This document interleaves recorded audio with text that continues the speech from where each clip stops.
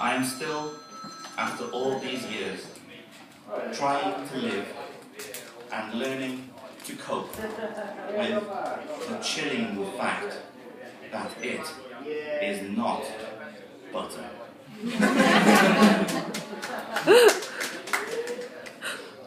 As much as I appreciate the twirling charm of wind farms, I am troubled by the swirling thought that they generate a whirlwind of free advertising for Mercedes-Benz.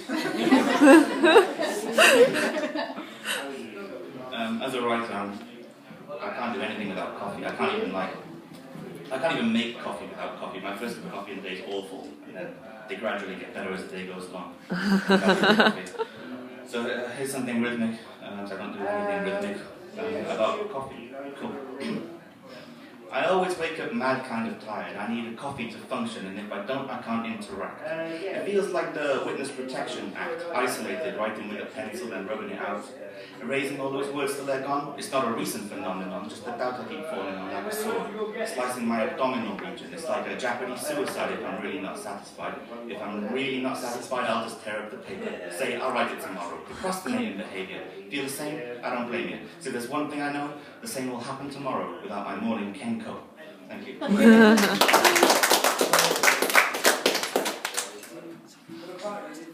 Following on. I was suffering. I was suffering from the worst possible case of writer's block that not even coffee could fix. Not even a gallon of coffee. Nothing can make my pen and my brain collaborate. Not even an Olympic-sized swimming pool full of coffee. Not even an ocean of coffee. But then, just like that, and for no explainable reason, my writer's block vanished. It disappeared. My pen began to waltz its inky way across the page, my brain a thunderous rumbling of awful thoughts. And then daylight chose to fade. I could no longer see the page, and so I stood up from my chair to turn the bedroom light on. Flick. Glorious, glorious illumination accompanied a nimble-footed tiptoe slowly back across the room as not to reawaken the writer's block. I picked up my journal, sat down in my chair, aimed the pen at the page, and thank you.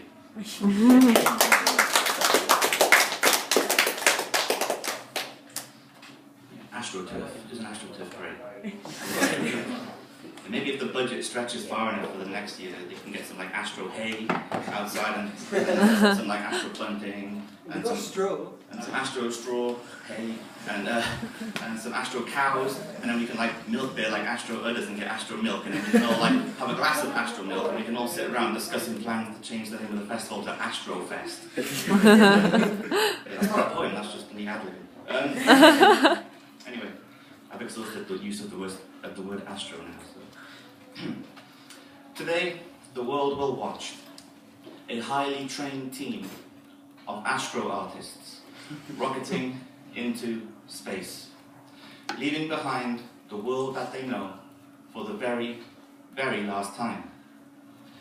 Their mission? A simple one.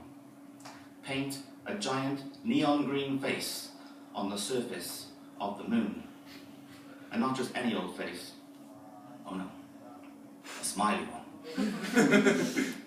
For if robbers and drug lords and rapists and murderers were to look up at that face in the sky, they would surely rethink their heinous crimes.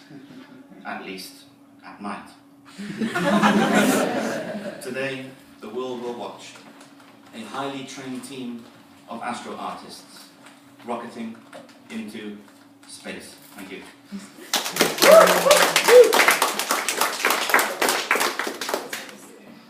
Staggering across the sun-scorched desert sands, covered from head to toe in fast, drying blood, I stumble across another cactus to have sex with.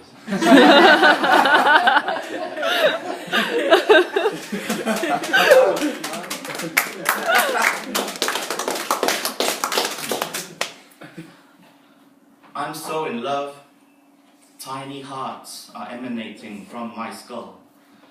My hearts are floating up into the sky. Crows are eating my hearts. My hearts, they taste as good as worms. That is what love tastes like. It tastes like worms.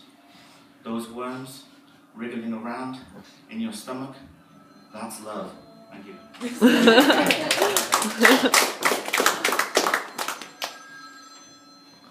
Telephone.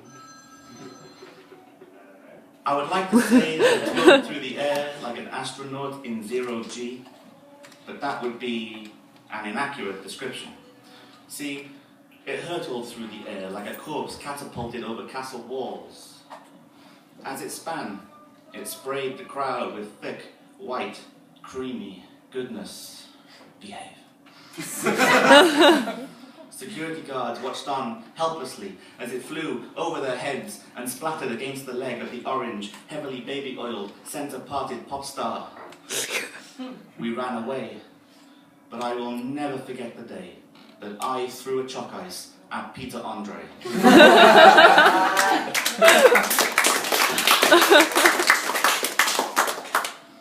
It's a true story. Over by the museum in the 90s. Yeah, I'm going to do like one more, but I want to thank anybody that can hear me is involved with the organising of this festival. It's cool that we performance poets get a place to do our stuff. It's not very often we do. And I want to thank Matt for letting me do this as well. So we're good. I do one more. It's very short, 2 lines and 1 word. It's called Birds and the Bees. I have never seen a bird and a bee fucking. I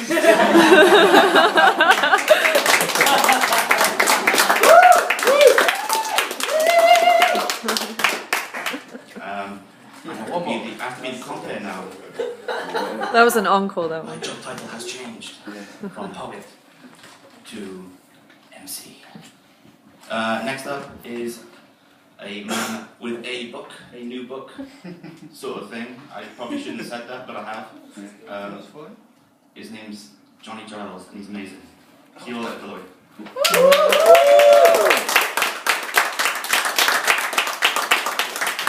Yeah,